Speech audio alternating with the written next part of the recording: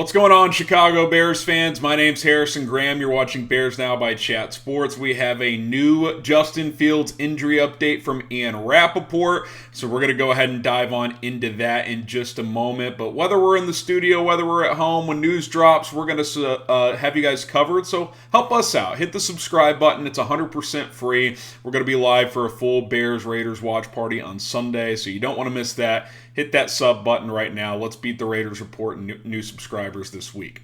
All right, Justin Fields injury update. Here is a direct quote from Ian Rapoport of NFL Network. He says, for Justin Fields, no surgery is coming. The key for him getting back on the football field is when he can grip the football, which is moderately important for a quarterback, he sarcastically said. That injury is one we will continue to monitor. So, Ian Rapoport says that Fields does not need surgery, or that they are not going to go that route. So that seems like a good thing, right? That means that the dislocation not as severe as it potentially could have been, I would assume, and that the swelling has gone down enough where they feel comfortable with rehab that maybe he can be back sooner rather than later. Now, we know that Justin Fields is not going to play on Sunday. It's going to be Tyson Bagent, but maybe he only misses 1 or 2 games instead of 4 to 6 weeks, which is probably what it would have been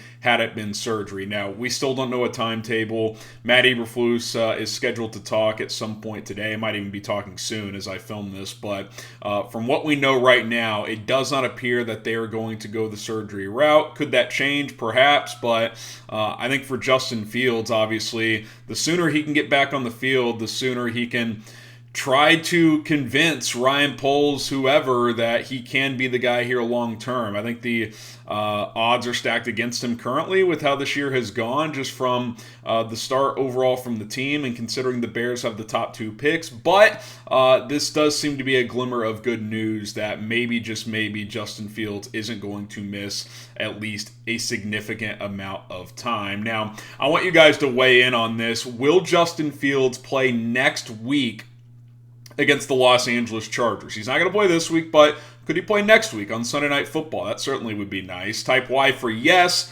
type N for no. I still think he's probably going to miss at least 2 games here, but I'd love to see him get back out there next week, assuming the hand is healed enough and he can grip and throw a football, which is obviously very important. Y for yes, N for no. Will Justin Fields play next week on Sunday Night Football?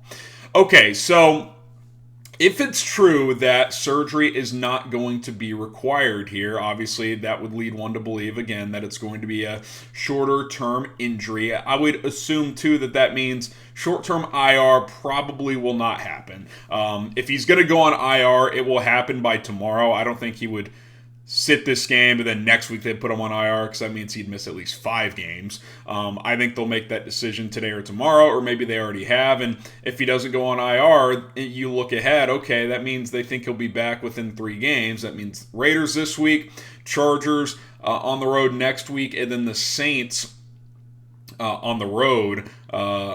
Is it on the road? Yes, I think it's on the road the week after that, and then Carolina at home week 10. If he were to go on IR, he would miss all 4 of those games. So that would make you think that at most he would miss 3 games if he's not going to go on injured reserve. But again, maybe he's back as soon as next week if the rehab process. I saw Justin Fields, trainer, chiropractor guy on Twitter, tweeted out something, now we go to work. This was after Rapoport's report that it's not going to require surgery. So, if you hit the ground running, Matt Eberflus did say earlier this week that Justin Fields is a quick healer, and look, maybe him popping that thing back into place right away really helped. Who knows? I mean, I'm not going to pretend to know the medical diagnosis of the situation, but when you dislocate a finger or anything, there's going to be some ligament damage, but maybe popping it back into place right away limited that damage. It's hard to know for sure. So we'll see. As far as this week goes, and that's where we can pivot now, it is going to be Tyson Bagent, who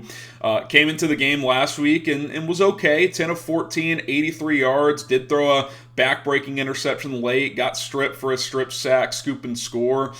So those were costly turnovers. But I thought for an undrafted rookie in his first game action with very few reps with the starters, came in there and looked fairly comfortable. We know a couple of things about Tyson Bagent. One, he is very confident. I broke that down on a video earlier this week. You can go check it out if you subscribe and go to the content tab. The title is Tyson Bagent is Confident. That's how the video starts.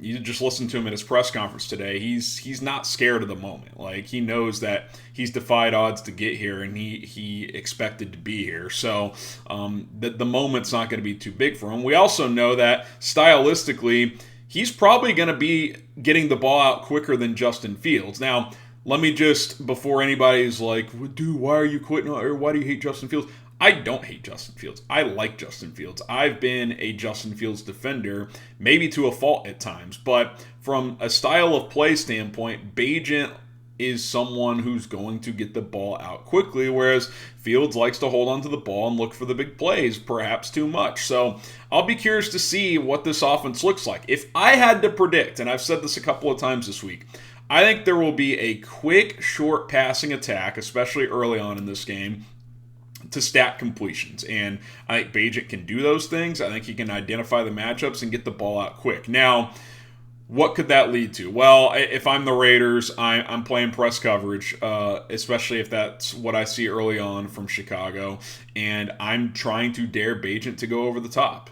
Can he do that? Can this offensive line hold up long enough for him to do that? Remember, Aviante Collins may have to play because Darnell Wright didn't practice on Thursday. Now, we'll have a full practice report later today, so hopefully Darnell Wright does play. But even if he does, with Braxton Jones and Nate Davis out, you're down at least two starters. The center situation's in flux. Is it going to be Cody Whitehair at guard, Jatari Carter at guard, and for Nate Davis? If it's Whitehair, are they going to slide Jenkins back to right guard? I know Adam John suggested that could be the plan, so a lot of moving parts up front, regardless of Darnell Wright's status. And you're going up against Max Crosby. So if the Raiders play press coverage and force the Bears to win on developed routes downfield, can this offensive line hold up long enough? I don't know. That's going to be a test because I think Bagent can get the ball out quickly. But if I'm a defense adjusting to that, I'm stacking the box and I'm playing close to the line of scrimmage and I'm forcing routes to develop downfield, and I'm testing that offensive line. So it's going to be a big challenge for Bagent. It's going to be probably an even bigger challenge for Luke Getsy to A, have a good game plan, which has not been the case often, and B, be able to adjust on the fly, which I'm not sure we've seen at all in terms of in-game adjustments, at least not significant ones. So it'll be interesting. I'm eager to watch the kid. I obviously want to get Justin Fields back on the field as soon as possible. If nothing else, have him play well and build up the trade value for this offseason, even if the Bears aren't going to keep him, which I don't know what they're going to do at this point. I know Brad Biggs put out a report from the Chicago Tribune kind of suggesting that they're already shifting to the 2024 draft, which not surprised by that. I've said it all week that regardless of what I think they should do or what makes sense to build this roster long term, if they get the number one pick, they're going to draft a quarterback. So they need to be doing their job and evaluating Caleb Williams and Drake May. But curious to see how Bagent plays. With Jimmy Garoppolo out, whether it's Brian Hoyer or Aiden O'Connell for Las Vegas, I don't know if there's a huge difference. I think it's probably going to be a low-scoring game, and it's probably going to come down to turnovers, which neither of these teams do really that well. I think the Bears are -6 in turnover margin. I think the Raiders are -7. So, Chicago's more beat up overall, but they're also on a backup quarterback in Vegas, so it really could go either way. I think this is one of those games where if you get to 20 points, you might have a chance to win it because I don't think it's going to be a back-and-forth high-scoring affair at all. I think it's going to be a field position, don't turn the football over, take advantage of opportunities when they're there type of game, and be opportunistic because I don't think it'll be one of those games that has great flow to it for either offense. How many touchdown drives do you think Tyson Bagent leads this week against the Raiders? Predict it for us. I mean, if you get 2 touchdown drives out of Bagent, that might win you this game. 2 touchdowns, 2 field goals, that's 20 points. That might win you the game. So if he can lead 2 touchdown drives, I think that would be pretty good. So we'll see what he can do. I'm eager. I'm excited. It's a great opportunity for him. He said it. I've got nothing to lose. That's what he said. So I think he knows that this is the opportunity of a lifetime for him. So we'll have to wait and see how it plays out. All right, that's going to do it for Chicago Bears Now. If you want more videos, hit that subscribe button right here. Videos on each side of me if you want more content here on the channel. Bears Raiders Sunday will be live at 10:45 a.m. Central Time, so don't miss out. Be sure to subscribe.